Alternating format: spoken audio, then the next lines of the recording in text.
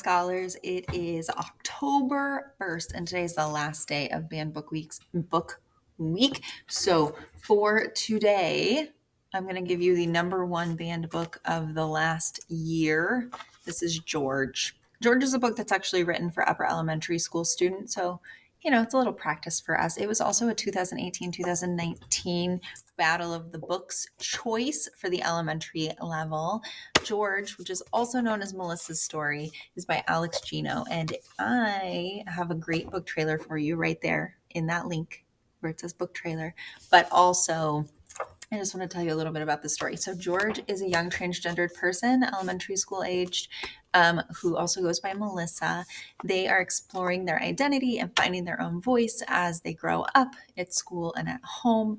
So the school is putting on a play, and they are sticking to strictly old-fashioned gendered casting, which means that Melissa, also known as George at that point in their life, cannot play Charlotte in Charlotte's Web.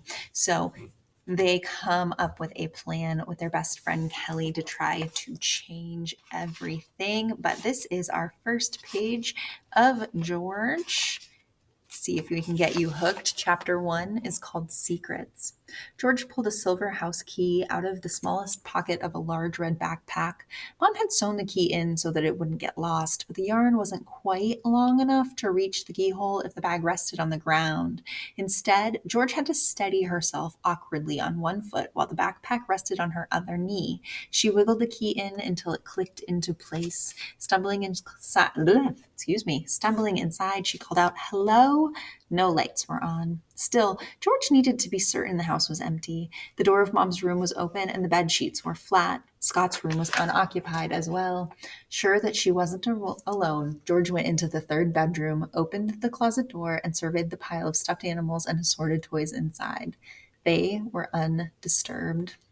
Mom complained that George hadn't played with any of the toys in years and said that they should be donated to needy families. But George knew they were needed here to guard her most prized and secret collection. Fishing beneath the teddy bears and fluffy bunnies, George felt for a flat denim bag. Once she had it in her hand, she ran to the bathroom, shut the door, and turned the lock. Clutching the bag tightly wrapped arms, George slid to the ground. As she tipped the denim bag on its side, the silky, slippery pages of dozens of magazines fell out onto the tiled bathroom floor. Covers promised how to have perfect skin, 12 fresh summer haircuts, how to tell how do you like him, and wild winter wardrobes. George was only a few years younger than the girl smiling at her from the glossy pages. She thought of them as her friends. So that's the first page, 2 pages really, of George. If you are interested in this, you may put in a hold request on the Google form in our resources section. Those are the words. And you may also borrow this from the school library and the public library. Fantastic read. If you have questions, let me know. Happy reading, scholars.